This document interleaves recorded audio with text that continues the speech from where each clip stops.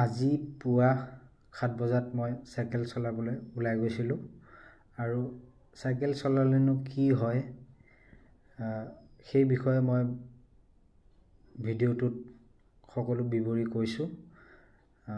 আপোনালোকে আশা কৰোঁ নিশ্চয় কথাখিনি শুনিব আৰু যিসকলে শুনে তেওঁলোকে সুফল পাব বুলি মই আশা কৰোঁ।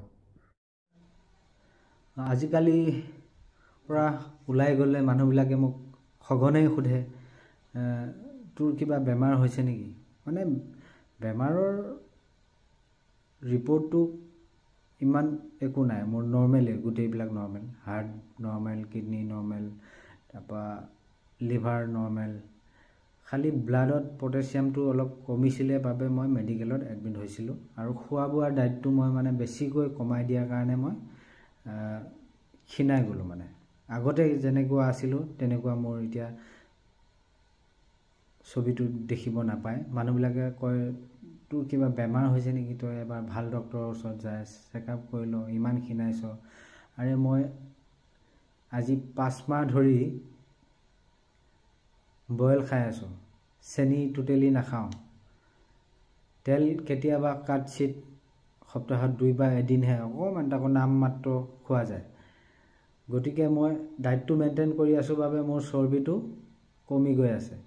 মই আগৰ ফটো আপোনালোকৰ এই ভিডিঅ'টোত সংযোগ কৰিম মোৰ কেনেকুৱা চেহেৰা আছিলে। মোৰ থাইৰয়ডো আছে, বেমাৰৰ নামত খালি থাইৰয়ডটো আছে। প্ৰেছাৰটো কোনো ডিজিজ বুলি নকয়, বিপিটো হাই হ'লেও মানে কম বেছি হৈ থাকে, এইটো কোনো বেমাৰ নহয়। গতিকে এইটো কাৰণেই বনাইছোঁ, ক্ষীণালেও দিগদাৰ, শকত হ'লেও দিগদাৰ, মানে এইবিলাকেই মানে মানুহৰ কথা আৰু কি ক'ব। সকলোৱে ভালে থাকক, নিজৰ স্বাস্থ্যৰ প্ৰতি যতন লওক। মই সেইটো কাৰণে কিছুমান ভিডিঅ' বনাওঁ স্বাস্থ্যজনিত কাৰণৰ ওপৰত।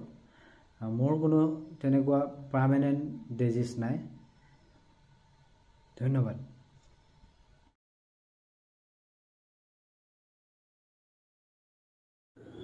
একুৰা দুকুৰাকৈ বাঢ়ি অহা মৰম চেনেহী তুমি মোৰে সাথ ৰাতি ৰাতি মোৰে গাৰু শীতলৰ কোমল কয়াঙুলি কোমল পৰ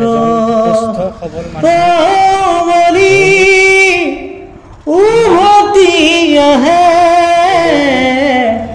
কুকিনি উফৰি উঠে উকা ৰাতিৰো থাকে অনেক ভাষা। তোমাক দেখি মোৰ জাগে মায়াবী আশা,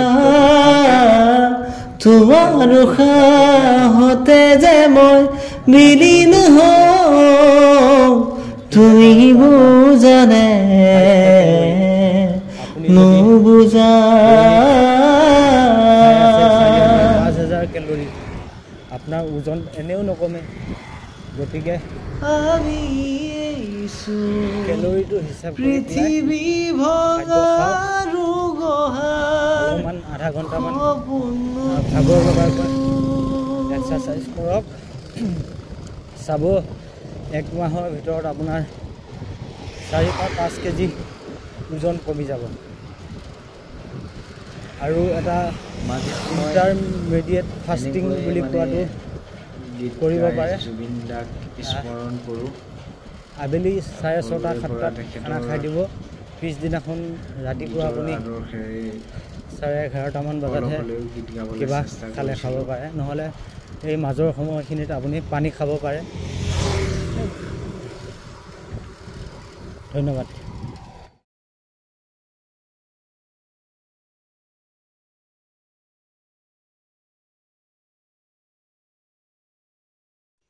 এইজনক দেখিছেনে, পুৰা লাং খাই পৰি আছে, পুৰা লক্ষী পূজা লাগিছে।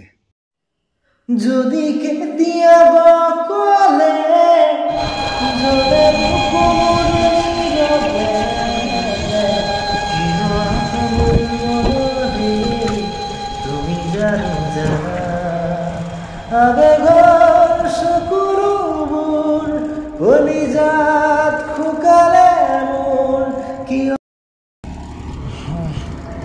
এই গলচেপা পাম আৰু ঘৰৰ পৰা অহা প্ৰায় 16 কিলোমিটাৰমান হ'ল। ৰাতিপুৱা 7টাতে ওলাই আহিছোঁ।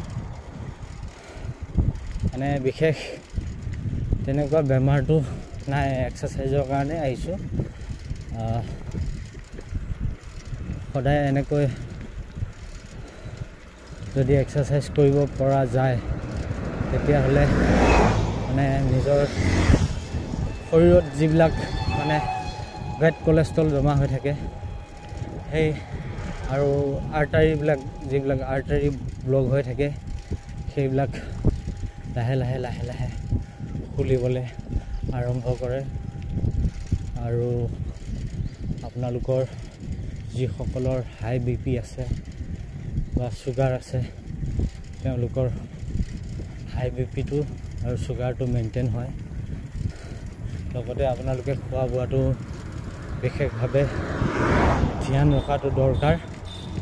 খোৱা বোৱাৰ ক্ষেত্ৰত বেলেগ একো নকওঁ, লোকেল মাছ মাংস খাব, লোকেলটো কমকৈ, আৰু তেলজাতীয় বস্তু কমেই ইউজ কৰিব, আৰু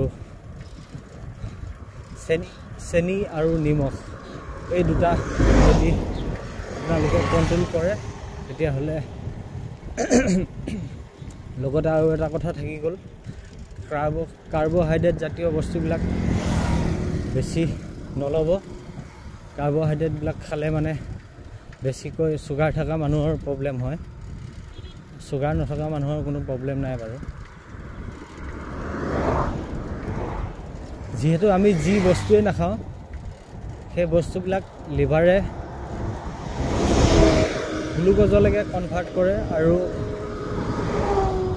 গ্লুক'জটো যেতিয়া আমাৰ চেলবিলাকত পৰ্যাপ্ত পৰিমাণে পাই যায়, সেই পোৱাৰ পিছত সেই অতিৰিক্ত যিটো গ্লুক'জ থাকে সেইটো এটা ফেট হিচাপত ৰূপান্তৰ হৈ আমাৰ শৰীৰত জমা হৈ থাকে। সেই ফেটটোকেই কয় ট্ৰাইগ্লিচাইড। ট্ৰাইগ্লিচাইড মানে হ'ল তেল। আপুনি যিয়েই নাখাওক, অভাৰ যদি খায় সি ট্ৰাইগ্লিচাইড হৈ পেলাই আমাৰ তেজৰ লগত ঘূৰি ফুৰে আৰু আৰ্টাৰী ব্লক কৰে। আৰু আৰ্টাৰী ব্লক হ'লে মানে নাৰ্ভৰ প্ৰব্লেম আহিব। নাৰ্ভৰ প্ৰব্লেম হোৱাৰ লগে লগে আপোনাৰ হাত ভৰি কঁপিব ষ্টাৰ্ট কৰিব, বিভিন্ন ধৰণৰ সমস্যা আহিব। গতিকে সকলোৱে শৰীৰক লৈ পেলাই সজাগ হওক। মই আগতে 3-4 ঘণ্টা একেলগে দৌৰি আছিলোঁ। মানে দৌৰাৰ যেতিয়া ভৰিৰ এক্সিডেণ্ট হ'ল, আঁঠুটো ফ্ৰেকচাৰ হৈছিলে এবাৰ। ফ্ৰেকচাৰ হোৱাৰ লগে লগেই মানে মই ৰানিং কৰা বন্ধ কৰি দিলোঁ, আৰু মোৰ লিভাৰে মানে এক্সট্ৰা কোলেষ্ট্ৰল আৰু ট্ৰাইগ্লিচাইড প্ৰডিউচ কৰি আছে। গতিকে মোৰ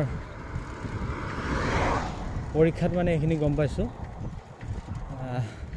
মই যিটো মানে বডিটোক এক্সাৰচাইজ কৰাৰ এটা নিয়ম দি পেলাই গঢ় দিলোঁ, 3 ঘণ্টা 4 ঘণ্টা ৰানিং কৰা, সেই হিচাপতেই মানে এতিয়া বডিয়ে কাম কৰি আছে। মই যদি বহি দিলে মোৰ ট্ৰাইগ্লিচাইড কোলেষ্ট্ৰলটো বাঢ়ি যায়। আপোনালোকৰো হয়তো তেনেকুৱা কিছুমানৰ হ'ব পাৰে।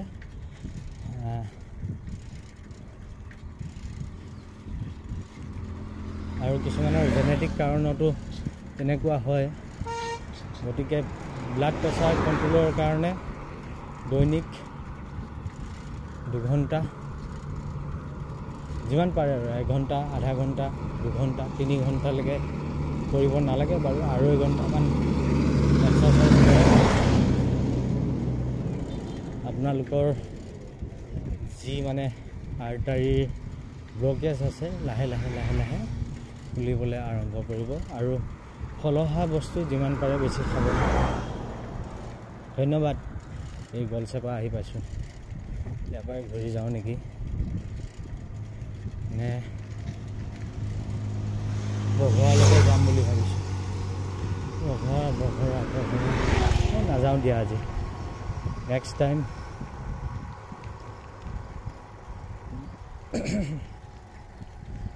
টাইম ইফালে নাহোঁ,